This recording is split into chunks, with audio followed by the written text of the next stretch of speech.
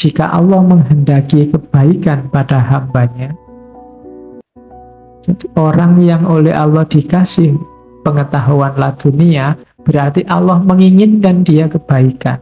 Dengan pengetahuan itu Allah akan mengangkat tabir antara jiwa hamba dan jiwa yang di dalamnya ada telaga.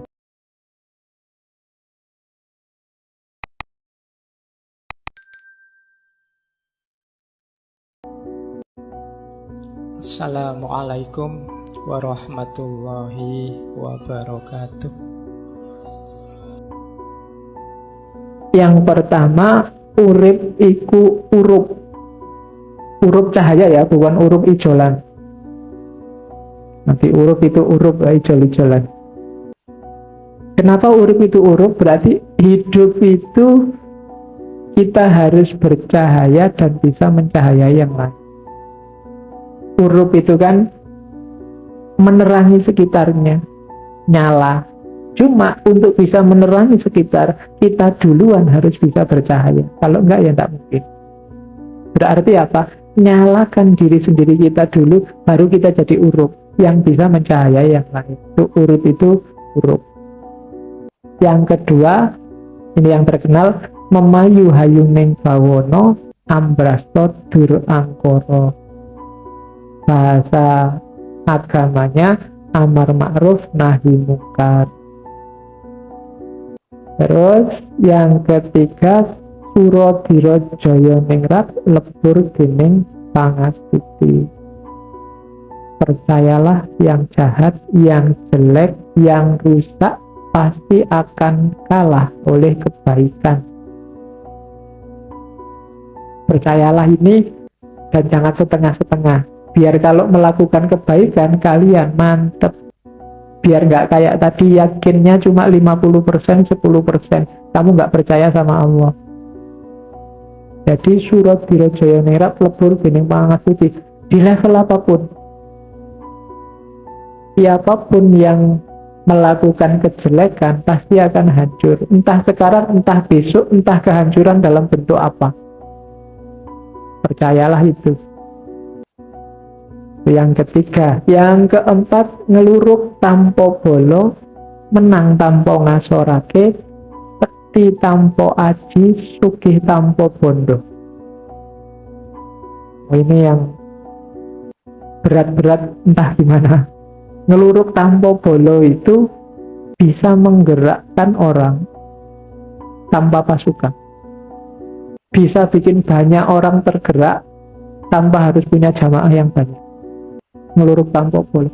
Gara-gara kehadiranmu orang jadi berbuat baik semua tanpa harus kamu deklarasikan ini jamaah kita semua sedang geruduk ke sana. Ngeluruk tampo bolo itu tidak membanggakan kuantitas seperti yang kadang-kadang kita lakukan. Jadi ngeluruk tampo bolo itu bikin orang jatuh hati tanpa harus ditekan oleh banyaknya jumlah. Dan menang tanpa ngasorake. Kita menang tapi tidak bikin orang jadi rendah. Tidak bikin orang kelihatan kalah. Tidak bikin orang kelihatan jadi jatuh. Itu menang tanpa ngasorake. Hakikatnya kita menang, tapi yang lawan kita itu tidak jadi jatuh, tidak jadi jelek, tidak jadi runtuh. Hakikatnya menang. Sakti tanpa aji. Tanpa harus punya ajian macam-macam, kita punya daya. Sakti tanpa aji itu berarti apa? Ilmunya tidak tergantung pada diri kita, tapi pada di luar kita, ya maunya pada Allah. Para wali itu sakti tanpa aji. Waktu dibutuhkan bisa. Sunan Bonang itu waktu butuh nunjuk pohon aren itu jadi emas. Tapi ilmu nunjuk jadi emas ini tidak ada di Sunan Bonang, adanya hanya di Allah. Itu seizin Allah. Jadi iseng-iseng tidak bisa Sunan Bonang tiba-tiba santai ada kelapa ting emas, ting kelapa lagi ting, tidak bisa. Jadi sakti tanpa aji. Kalau sakti dengan aji itu adanya di kamu, bisa diulang-ulang, bisa, tapi sakti tanpa aji bukan di kita. Kesaktian kita tergantung di luar kita, maksudnya di luar diri kita. Jadi Allah. Jadilah orang yang sekti tanpa aji. Berarti kita disayang Allah. Dan sugih tanpa bondo. Sugih tanpa bondo itu kaya tanpa harus kelihatan punya banyak materi. Karena kaya dan tidak kaya itu tergantung batin kita. Kalau ini sudah banyak dijelaskan. Terus datan serik lamun ketaman, datan susah lamun kelangan. Tidak dengki, tidak iri, tidak mangkel pengen balas dendam kalau ketaman. Ketaman itu tersinggung, diserang, dijatuhkan, dilecehkan. Hatinya tidak cacat gara-gara itu. Tetap jalan di jalur yang baik. Dan datan susah lamun kelangan. Tidak susah kalau kehilangan apapun, karena tidak ada yang milik kita sendiri. Bahkan badan kita juga bukan, bahkan nyawa kita juga bukan milik kita. Semuanya yang punya Allah. Tidak ada yang bikin susah kalau kehilangan sesuatu, karena hakikatnya kita tidak punya apa-apa. Yang keenam, ojo ngumunan, ojo getunan, ojo kagetan, ojo aleman. Jangan mudah wow. Gumunan itu kan wow ya. Emang gue harus bilang wow gitu. Nah itu ojo gumunan. Itu teorinya Sunan Kalijaga. Terus ojo getunan. Jangan gampang menyesali sesuatu yang sudah lewat. Getun menunjukkan kita tidak ridho, tidak rela dengan ketetapannya Allah. Ojo kagetan. Karena kaget itu menunjukkan kita tidak percaya bahwa Allah bisa bikin apa saja sesuai keinginannya. Ada apapun jangan kaget, biasa. Ada orang bisa ini, bisa itu, ada peristiwa ini, peristiwa itu, ya biasa. Kalau Allah menghendaki, apa sih yang tidak bisa? Itu namanya tidak gampang kaget, tidak gampang wow. Terus ojo aleman. Aleman itu manja. Ya jangan manja. Manja itu sumbernya orang terus jadi malas dan bergantung pada yang lain. Terus ojo ketungkul marang kalungguhan, kadonyan lan kamarman. Jangan sampai kamu ditaklukkan oleh derajat, posisi, dunia, kekayaan, dan kesenangan.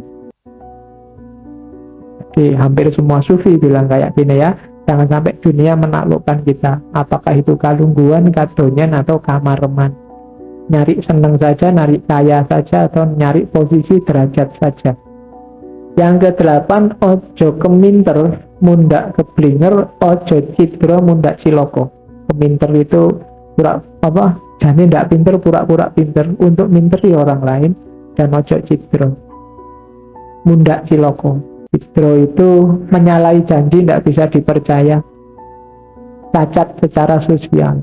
Kalau kita cacat secara sosial, kita akan celaka.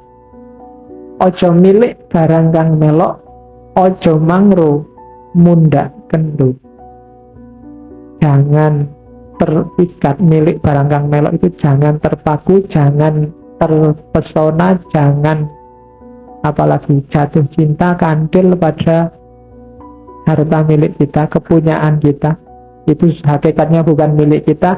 Dan ojo mangru, jangan bimbang, karena begitu kita bimbang kita akan kendo. Kendo itu semangatnya susut. Yakinlah kebenaran yang engkau lakukan pasti akan sukses. Ojo mangru mundak kendo. Dan yang terakhir, ojo adigang adigung adiguno. Jangan angkara murka, jangan jalankan semua kejahatan, kejelekan yang engkau sudah tahu apa itu isinya. 10 ya. Caranya mendapat ilmu laduni ada 3. Yang pertama jelas tadi, dianugerahi oleh Allah. Ya, meskipun rumusnya harus membersihkan jiwa, dalam kasus tertentu mungkin ada orang yang biasa-biasa. Mungkin dia cenderung jahat, tapi Allah ingin menolongnya, menghadiahinya dengan hidayah. Akhirnya dia bisa melihat hidayah. Kalau ini memang hadiah dari Allah. Cuma tidak sembarangan orang dapat ini. Tidak usah nunggu, makanya orang nunggu hidayah. Saya nunggu hidayah saja Pak, besok tidak usah ditunggu. Kamu yang berusaha membersihkan dirimu, nanti hidayah datang. Kecuali dalam kasus khusus yang Allah menghendaki, ya hidayah datang pada orang tertentu yang padahal dia ini jahatnya luar biasa, rusaknya luar biasa. Mungkin ada orang tertentu begitu. Jadi ini memang murni hadiah dari Allah yang pertama. Ada jenis kedua. Kalau yang ini tadi, yang riyadoh, mujahadah, muraqabah, mendekatkan diri pada Allah. Ini yang pakai usaha. Di Risalah dikutip 2 hadis. Saya tidak tahu sahih dhaifnya, mahasiswa hadis yang ngecek. Kalau katanya Ghazali ditulis di kitabnya berarti baunya wangi hadis ini. Ya, silakan kamu cium nanti. Man amila bima alima aurasahullahu ilman malam ya'lam. Barang siapa menjalankan apa yang diketahui, Allah akan memberikan ilmu tentang apa yang dia belum ketahui. Ini hadis. Jadi syaratnya kamu dikasih ilmu laduni yang belum kamu ketahui itu apa? Manfaatkan ilmu. Jalankan ilmumu sampai ke level manfaat. Nanti Allah akan nambah ilmu. Makanya ustadz, guru itu kerasannya kok pinter terus ya. Allah ngasih anugerah terus, ilmunya manfaat. Dijalankan. Kalian mungkin bukan ustadz, bukan guru, tapi manfaatkan ilmumu untuk hidup. Nanti aurasahullahu ilman malam ya'lam.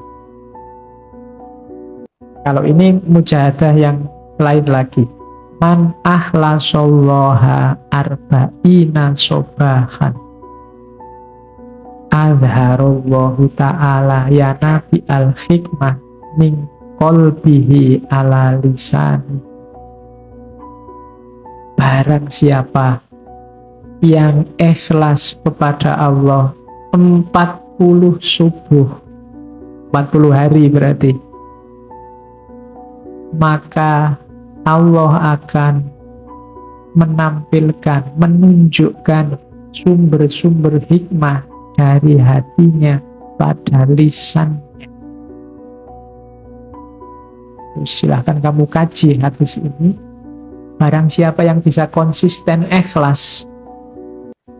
Ikhlas itu berarti segala amalnya hanya untuk Allah, tidak mengeluh apapun keputusan Allah. 40 hari saja itu mungkin angka itu untuk menunjukkan bahwa kita serius, konsisten, selalu ikhlas kepada Allah.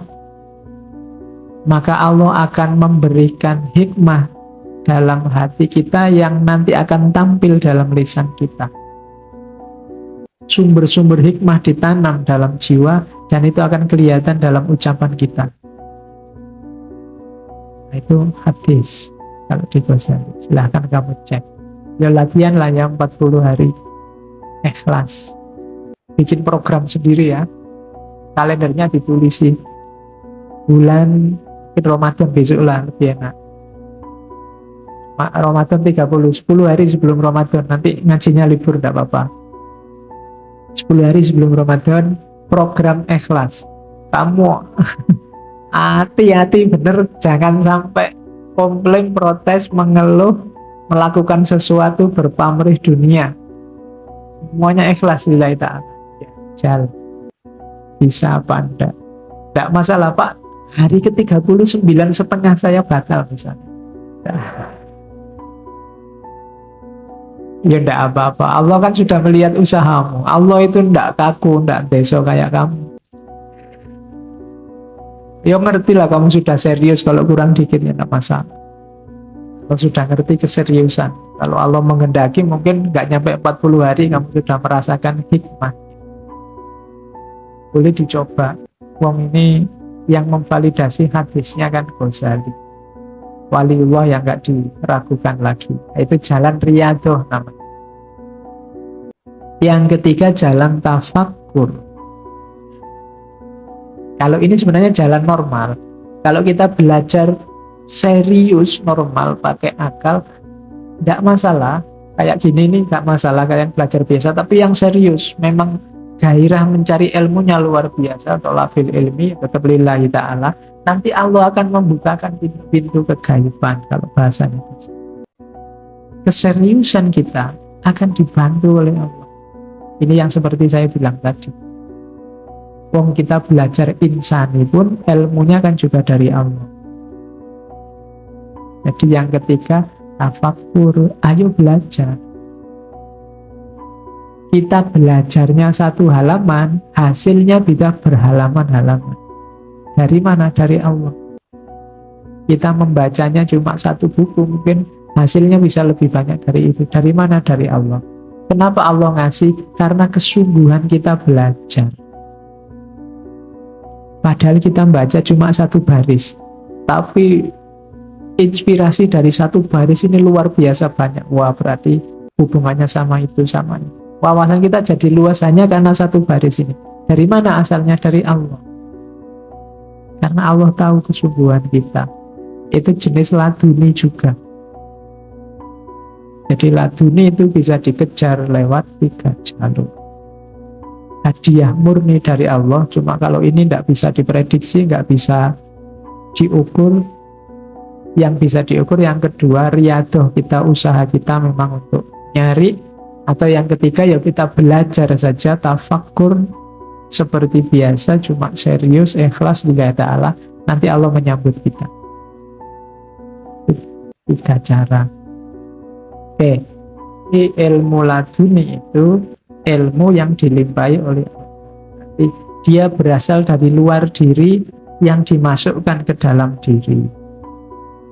Asumsi yang kedua, usahanya bukan usaha insani, tapi usaha ilahi.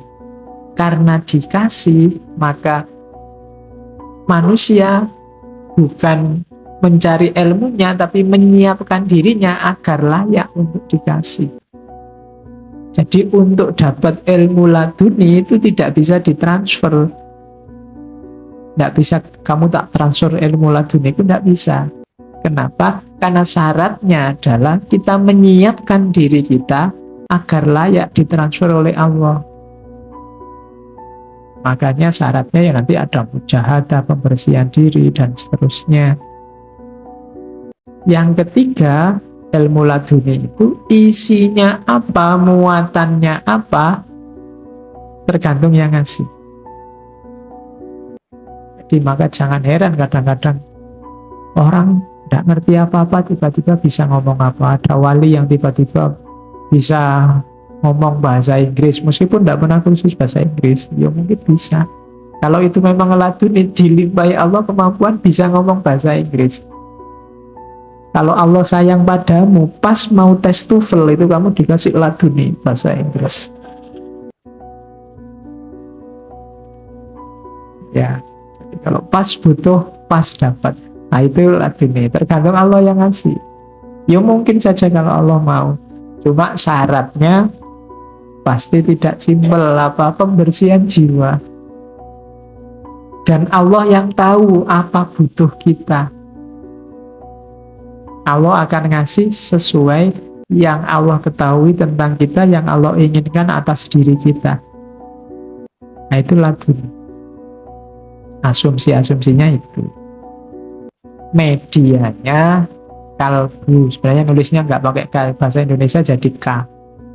Harusnya pakai Q, kolbu.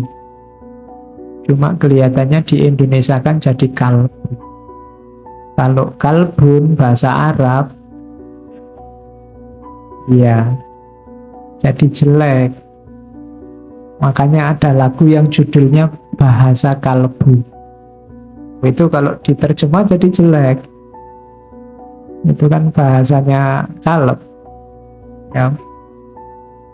Harusnya bahasa kolbu, cuma tidak baku pakainya kalb. Jadi dilimpahkan ke dalam jiwa, dianya kolb. Maka yang tadi harus di jiwa, bagian mana yang harus dibersihkan? Itu kolbunya. hatinya. Jangan salah, kalau kita berpikir yang jelek-jelek, yang jahat-jahat, itu yang kotor kolbu kita. Kalau kita melakukan maksiat, yang melakukan tindakan fisiknya, yang kotor kolbu. Karena efeknya ke dalam. Makanya ada orang bilang, jangan suka jahat, jangan suka maki-maki, nanti hatimu yang kotor. Kalau kamu maki-maki orang, jangan dikira yang rusak dia yang kamu maki-maki, tapi kamu yang maki-maki. Kenapa? Hatimu. Semakin banyak kekeliruan, kesalahan, semakin gelap hati kita. Nah itu, padahal dari situlah Allah berhubungan dengan kita. Jadi kolbu harus bening, harus jernih. Karena di tempat itulah Allah mencahayai hidup kita dengan ilmu dan pengetahuan. Nah, selanjutnya. Nah, nanti dalam hidup ini kenapa sih ada laduni? Karena hidup ini variabelnya dua. Ada sunnatullah, ada qudratullah. Sunnatullah itu hukum Allah yang pasti. Kalau ini kita bisa belajar secara husuli, secara ta'allum insani. Tapi yang qudratullah tidak. Kita menempuh qudratullah, satu-satunya jalan ya secara laduni. Pengetahuan dari Allah langsung. Laduni bisa juga tentang sunnatullah, tapi dia juga bisa tentang qudratullah. Tapi ta'allum insani yang model manusia bisanya hanya sunnatullah, tidak bisa qudratullah. Sunnatullah itu kalau kamu tidak makan 3 hari mesti kelaparan, itu sunnatullah. Tapi tidak makan 3 hari kok kamu masih ketawa-ketawa santai, itu qudratullah. Ya. Jadi intervensinya Allah. Sunnatullah itu kamu loncat dari gedung lantai 20 dan tewas, itu sunnatullah. Kita memedomani sunnatullah. Tapi kamu loncat dari gedung lantai 20 kok pas di bawahnya ada truk bawa kasur banyak,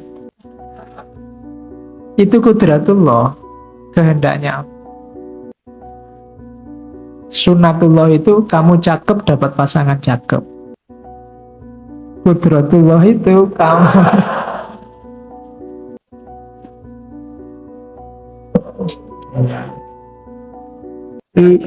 ayo lu contohnya ngono kuwi. Nah, dan qudratullah saya bilang tadi, qudratullah hanya bisa ditangkap oleh ilmu laduni. Ilmu biasa tidak masuk akal, Pak. Tapi itu laduni. Jadi kalau kalian punya pacar cakep, terus ada, wah tidak masuk akal loh, ini memahaminya pakai laduni. Tidak bisa pakai ilmu biasa. Karena memang itu yang saya bilang tadi, Allah anytime intervensi. Kapanpun Allah bisa intervensi. Jadi namanya qudratullah. Dari situ ilmu laduni bermain. Kalau ilmunya manusia biasa yang kita kejar hanya bisa menjangkau yang sunnatullah. Kalau ada orang tanya, Pak, loncat dari lantai 20 tewas enggak, Pak? Jawabannya iya, mesti tewas. Kenapa? Karena kita manusia ngertinya yang sunnatullah. Meskipun ya enggak mesti juga, kalau Allah nolong kemudian itu levelnya qudratullah. Bukan ranah kita, tapi masih ada kesempatan enggak tewas. Tapi levelnya qudratullah. Makanya manusia disuruh berdoa. Kalau hanya sunnatullah, kita tidak pakai berdoa. Tidak berdoa, wong semuanya sudah pasti. Kalau saya jelek, miskin kayak gini, ya mesti dapatnya ya tidak jauh-jauh dari itu. Itu sunnatullah. Tapi kan jangan khawatir, ada qudratullah. Iya, jadi pada saatnya Allah bisa intervensi, tenang saja. Nah itu qudratullah. Dan ini levelnya ladunia, ilmu laduni.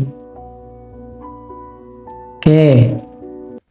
Nah, Ini yang bagian keterbatasan akal. Ini cerita Ghazali kan suka menarasikan bagaimana panca indera itu penuh keterbatasan.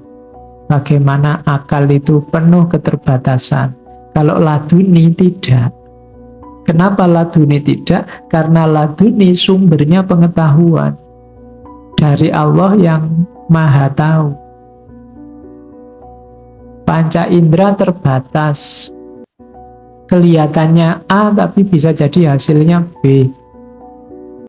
Dari jauh kelihatan mulus, dari dekat wah kok begitu. Nah, itu panca indera. Bisa mudah tertipu. Akal juga begitu. Akal itu kan sering trik. Yang baik kelihatan jelek, yang jelek kelihatan baik, itu akal. Akal sering tertipu. Merasa orang soleh tapi ternyata sebenarnya belum soleh. Itu ketertipuan akal. Dalam banyak kasus sering terjadi. Nah, kalau akal sama panca indera terbatas, kalau ladunia tidak. Kenapa? Karena ladunia sumbernya langsung dari Allah. Karena dari Allah ya tidak ada batasnya, sudah isinya bisa macam-macam. Dunia wa ma fiha wal akhirah wa ma fiha bisa. Makanya para wali itu kadang-kadang bisa bahkan membaca akhirat. Nanti baca biografi para wali, mungkin kamu cek-cek kitab-kitab semacam Tazkiratul Auliya, itu biografinya para wali. Akhirat aja dibaca, apalagi dunia.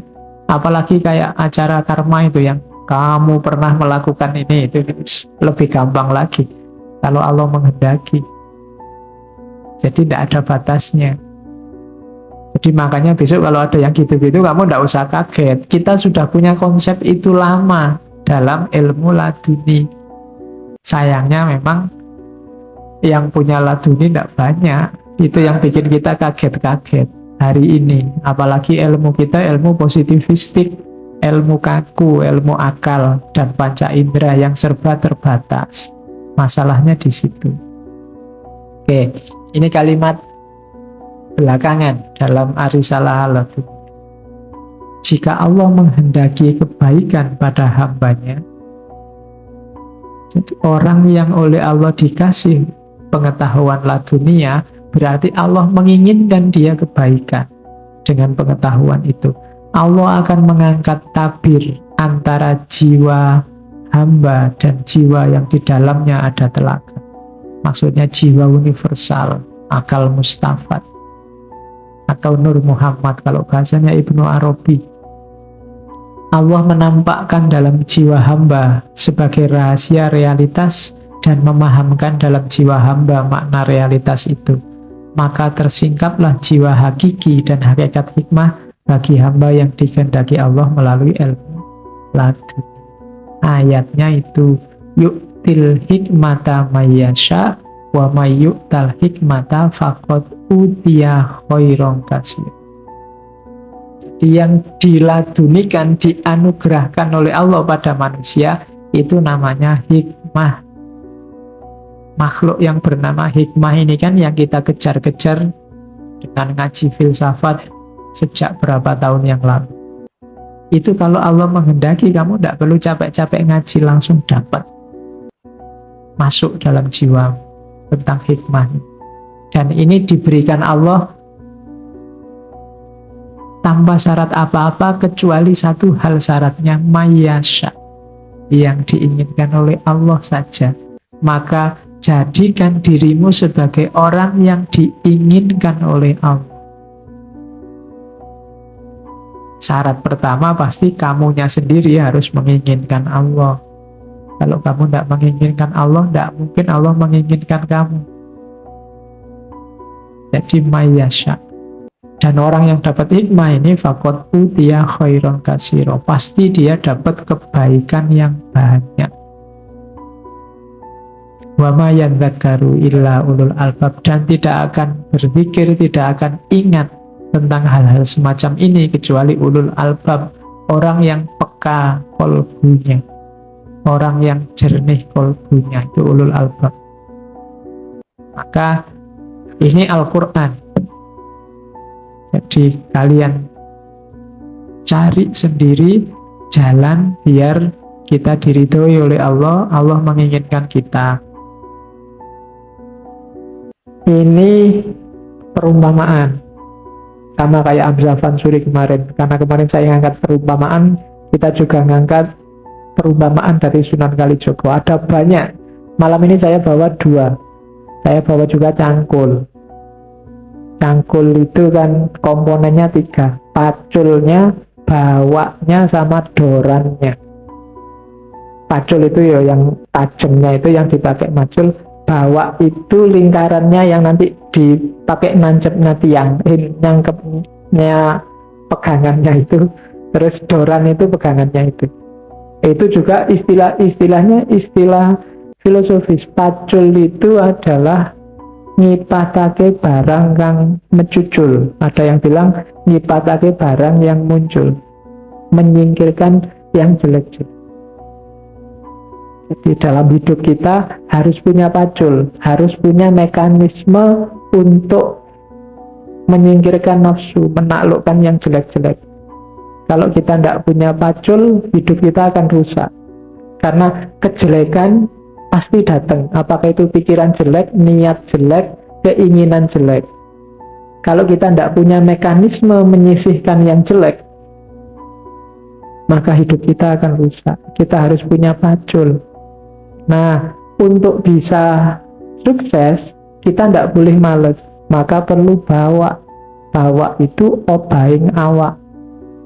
Berusaha jangan diam saja untuk menyingkirkan yang jelek-jelek. Nah, selain kamu harus gerak, kita juga butuh doran. Doran itu singkatan dari ndonga marang pangeran. Yo, kita gerak sih, usaha sih, tapi jangan lupa Allah yang bisa intervensi sukses atau tidaknya, maka berdoalah. Jadi singkirkan yang jelek-jelek, berusahalah dan berdoalah. Lahirnya pacul susah ya, meskipun kalau kamu lihat pacul kan bayanganmu nggak ke sana. Padahal maunya Sunan Kalijogo ada filosofi di balik itu. Itu yang saya sebut tadi. Semakin tinggi wawasanmu, sekarang ada makna baru. Kalau dulu pacul ya pacul aja, tapi sekarang ada konotasi baru terhadap pacul. Oke, itu yang ketika Sunan Kalijogo dikritik oleh wali yang lain tentang gayanya ini, dia bilang tenang aja, nanti lama-lama yang pinter-pinter akan bisa mengungkap rahasia kebenarannya. Sementara ini ya orang masih susah, wong baru kenal Islam, disuruh pikir dalam-dalam ya susah. Tapi tambah lama banyak orang pinter, semua ini akan terungkap sendiri. Itu Sunan Kalijogo. Sama luku, alat untuk membajak. Ya, bajak sawah bukan bajak laut. Bajak laut itu mungkin bisa membayangkan ya, alat bajak itu yang bentuknya, yang tani mesti ngerti lah ya, ada cekelan, ada pancatan, ada tandingnya, ada singkalnya, ada kajennya, ada olang-alingnya, itu ada racuknya. Singkal lukunya ndak luar biasa. Istilah-istilah yang dipakai oleh Sunan Kalijogo yang luar biasa. Bayangkan menjelaskan pasar pakai menjelaskan hidup pakai pasar, itu orang awam cepat menangkapnya dibandingkan kamu pakai teori-teori yang jelimet. Ini juga menjelaskan hidup pakai luku. Luku itu yang baca itu ada cekelan. Cekelan itu maksudnya pedoman. Kalau baca bagian atas itu yang dipegangi Pak Taninya itu cekelan. Setelah cekelan ada pancatan. Pancatan itu tempatnya Pak kaki. Telapak kaki nangkring itu pancatan namanya. Terus tanding. Tanding itu pasaknya yang diikat di bagian masuknya singkalnya, itu namanya tanding. Terus ada singkal. Singkal itu yang bagian balik tanah dari, itu namanya singkal. Yang bikin binatangnya agak seret itu kan singkalnya, karena dia harus balik tanah. Terus ada kajen. Kajen itu mata singkal. Mata singkal itu yang tajam, yang itu namanya kajen. Terus ada olang-aling yang panjang itu. Terus ada racuk. Racuk itu biasanya yang nanti ujungnya di gegernya binatangnya, modelnya melengkung ke atas ini. Ya punggung ya, geger. Jadi itu namanya racuk. Cekelan itu pedoman yang jelas. Kalau pancatan itu tumpuan, amalan. Jadi cekelan itu simbol dari pedoman. Hidup itu butuh pedoman. Setelah punya pedoman, pancatan diamalkan. Jangan didiemin aja. Ilmumu banyak, bagus-bagus, amalkan. Kalau tidak begitu, tidak ada gunanya. Nah, semakin luas wawasanmu, butuh tanding. Tanding itu, ada banyak alternatif. Bisa ini, bisa itu. Pilihlah yang paling tepat. Jangan sampai keliru, karena kalau keliru nanti tersesat. Nah, itu tanding namanya. Terus ada singkal. Singkal itu sing sugih akal. Sing sugih akal itu akalmu harus jalan dong, kreatif. Jadi jangan mandek, jangan manutan aja. Itu singkal. Nanti ada filosofinya lebih panjang. Bagaimana tanah itu dibalik. Yang tidak kreatif, yang mati ditaruh di bawah, yang subur ditaruh di atas. Jadi kalau kamu tidak kreatif, kamu akan dibalik oleh singkal. Kamu akan ditindas oleh orang-orang yang kreatif, yang akalnya jalan. Itu singkal. Terus ada kajen. Kajen itu dari kata kasawijen. Jadi fokus, biar singkal, tanding, pancatan, cekelan efektif, harus fokus. Kalau nggak fokus nanti garap sawahnya orang lain. Yo, sukanya nyeramai orang, dia sendiri rusak. Tidak bisa, harus kajen, harus fokus, bersatunya pikiran, perbuatan, dan cita-cita. Jangan lupa ada olang-aling. Dalam hidup itu banyak penghalang. Karena itu, pada akhirnya semuanya adalah racuk. Racuk itu mengarah ke pucuk. Itu mungkin yang dipakai jargon oleh teh itu.